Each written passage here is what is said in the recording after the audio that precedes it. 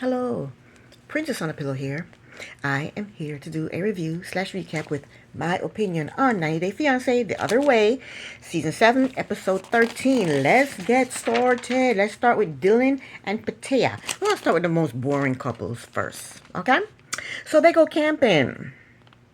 And they showed us a clip of Dylan apologizing for lying about his mother saying Patea was too old for him. Dylan is a scumbag, okay? He's a scumbag. Patea needs to dump him and take her butt back to the States. I've said that before, and I'm going to keep on saying it.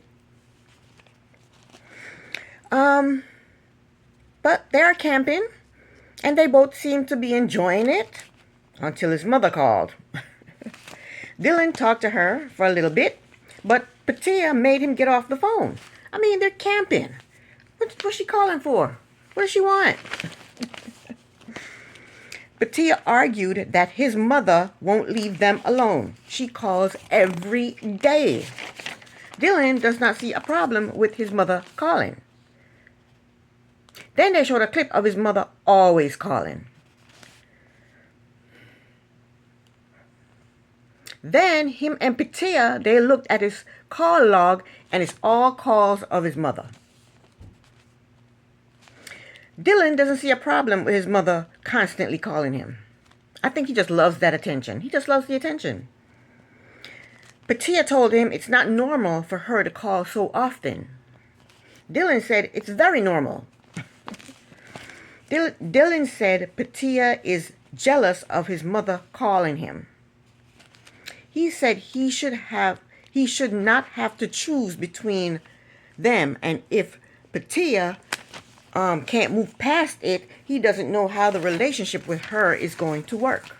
So he would dump her if she can't get past his mother calling him constantly. Wow. But you know what? I thought about this. I don't think I would have a problem with my man's mother calling often.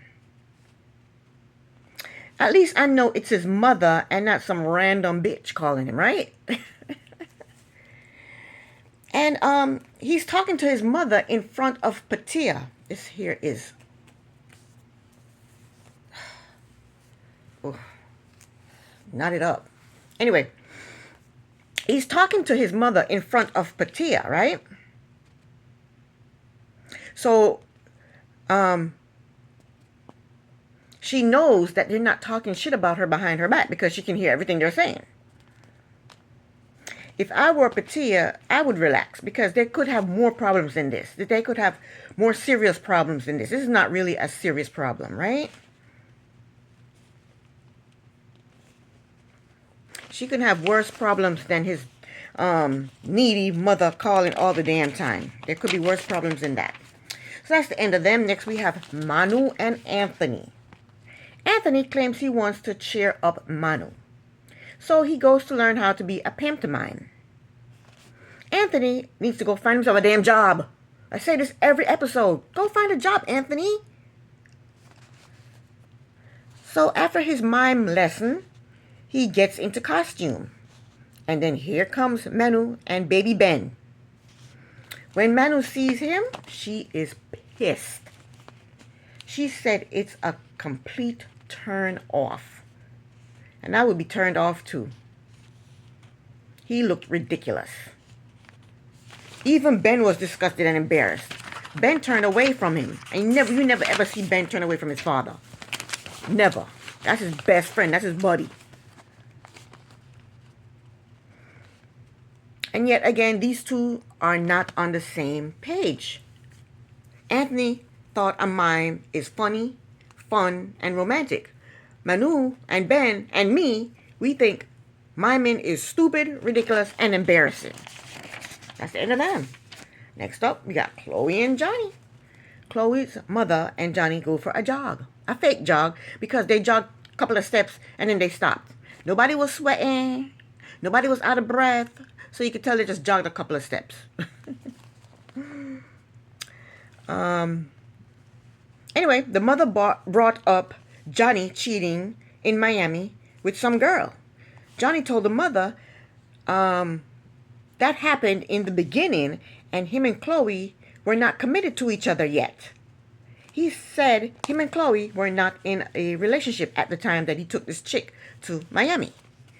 The mother basically called him a liar and told him that she is scared to leave her daughter alone with him on an island. With just him, Mr. Cheater. The mother need to mind her damn business. Chloe is a grown-ass woman. In his confessional, Johnny said Chloe should have told her mother the truth that they were not in a relationship at that time that he took the girl to Miami. And he also said Chloe was with another guy during that time as well. He said, but he's not going to tell on her like she told on him. The mother told Johnny that she is leaving tomorrow and she needs to know that Chloe will be safe with him. Why don't you just put Chloe in a bubble? Nobody is safe. This is life. Anybody can get cheated on. And where is Chloe's father? The mother said she don't trust Johnny. She said once a cheater, always a cheater. And there it is right there. You can tell somebody broke her heart and she never got over it. Next, I think it's the next day, and the mother is, it's time for the mother to go back to the States. Her mother is still trying one last ditch effort to get Chloe to go back to Boston with her.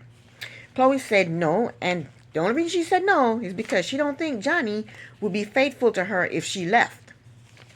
At the airport, Chloe and the mother, they hugged goodbye and then they both cried. Chloe is crying because she really wants to go back to Boston where she can take warm showers and get her roots done. The mother is crying because she wants her daughter to dump cheating Johnny and go back with her to Boston. The person that should really be crying should be Johnny. He should be crying because now he has to take care of a spoiled, jealous, controlling little rich girl. And he doesn't have the money to do that. And now he'll never ever be able to afford this, to own his own private pirate ship that he wants. He won't be able to afford that because he got to take care of Chloe. Before she left, the mother let them know that her offer is still on the table. They moved to Boston with her, and they can work at her company, and I guess she'll, pay them nicely to fund their lifestyle.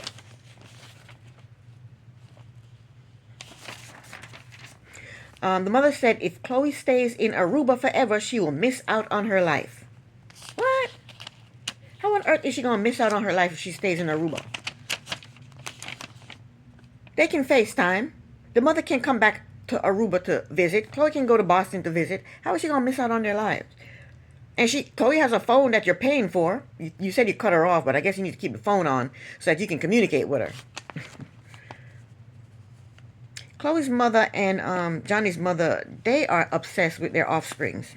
And it's just crazy to me. It's just crazy to me. Next up, we have Madeline and Luke.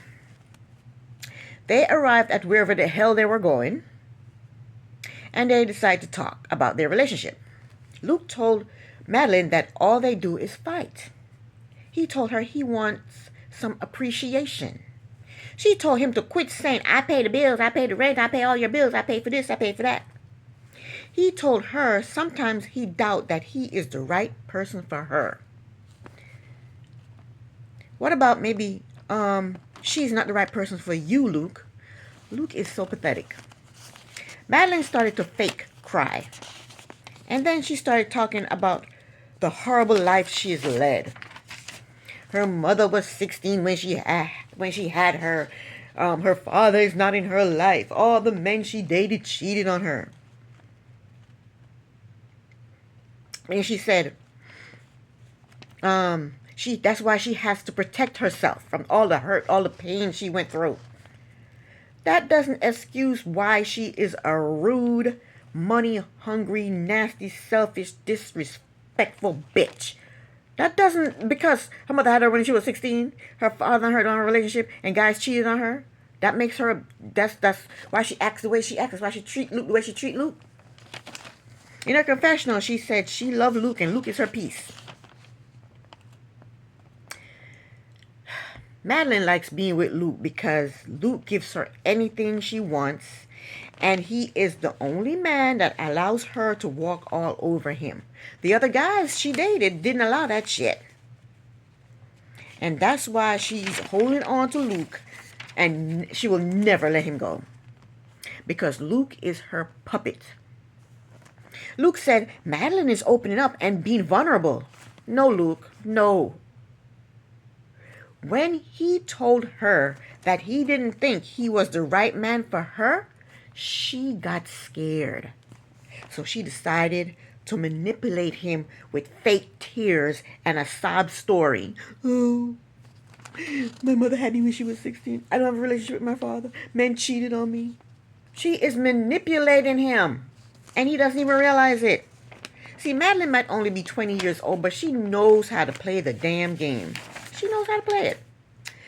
Last but not least, we have Greta and Matthew. This damn Greta. Greta goes to a cafe to FaceTime with a friend. She told her friend that she told Matthew that she don't want to have kids, and Matthew told her that he choose her over the kids. That was her downfall. Right there, that was her downfall. Greta told her friend that for the past 6 months, now she hasn't been in England for 6 months, so when she was in the States, this is when she realized this. She said for the past 6 months, she has not felt connected to Matthew, and now she's wondering if he is her person. So for the past 6 months, so while she was in the States, before she came to England, before she moved her happy butt to England, she didn't want to be with Luke. She decided she did not want to be with Matthew anymore. Yes, she did. She just said that out of her damn mouth. I think Greta is a horrible person. She moved to England knowing full well that she wasn't feeling Matthew anymore and that she was not going to marry him. I think she moved to England for the damn show. She just wanted to be on TV. This heifer loves attention. And she'll try to get it any way she can. Next, Greta went to the market because she is making a vegan shepherd's pie. At home, she cooked the pie and started to cry. I think she's crying for the cameras. Poor Matthew comes home from a hard day of work to a half-cooked vegan shepherd's pie and a blubbering fiance. They sit down to eat, and she told him that she doesn't love him anymore. Now, this is what happened.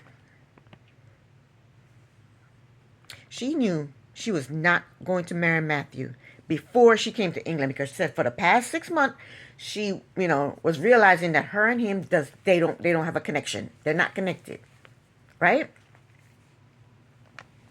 And this is how I know that when she planned on breaking up with him, but she wanted to do it in a certain way.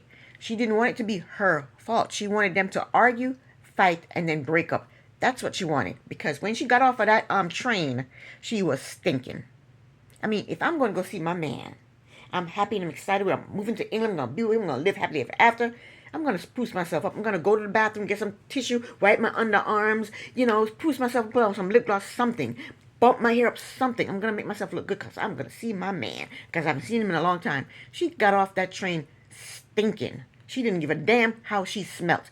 That's how you knew she was going to break up with him. She wanted to break up with him. But she wanted to do it in a way where it's not her fault, where she don't look like the bitch. She wanted them to argue and then break up. So she comes off of the train stinking, right? On the way from the train to the house, she bitched the whole time, criticizing the town, talking about, this town is so small, it's nothing but old people live here. It's nothing but old people living here. Then when she got to the house, she started crying and got upset, talking about, oh, your room is too small, there's no room for me. She knew his room was too small. She knew the size of his room. She went to visit him. She knew exactly how small his room was. And she's bitching and moaning and crying, talking about, oh, you didn't make any room for me. Oh, your room is so small. Just get out and leave me. Let me unpack all by myself. She's trying to fight with him so that they can break up together and she don't break up with him and look like the bitch, right? So she's just throwing shit out and being upset and being mad because she wants an argument. So then they go to look at a house for them to rent. She bitch about that. She don't like the house. She don't like nothing about the house. She don't like where the house is located. She don't like the fact that the house is so big. She don't like nothing about the house. She bitch about that. Then she goes out to a cafe with his mom, his grandmother, and sister-in-law, I think. And she told them straight up, I don't want kids. She's trying to set the precedent for them to argue so that she can break up. And, she wants the mother to say, damn, well, if she don't want kids, this is not a good match. She's trying to set the precedent for them to break up. So then nothing is going her way. Nobody's arguing with her. Nobody's fighting with her. She don't know what to do. So she tells him straight up. They go apple picking or feeding the pigs apples or whatever, and she told him, I don't want kids. That backfired in her face too. She thought he was going to argue with her or say, what? You don't want kids? We talked about it. But he didn't do that. Matthew said, you know what? If you don't want kids, I'm fine with just you. Forget about the kids.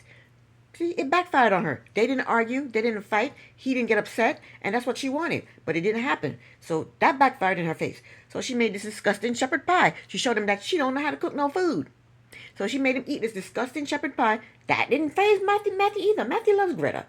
He'll sit there and eat that disgusting shepherd's pie. Vegan shepherd's pie. That's halfway cooked. And then she's running out of tricks out of her bag. So she finally tell him, I don't love you anymore. And that's it. That was the end of the episode. This is the end of my review. Thank you so very much for watching. Princess on a Pillow here. Bye.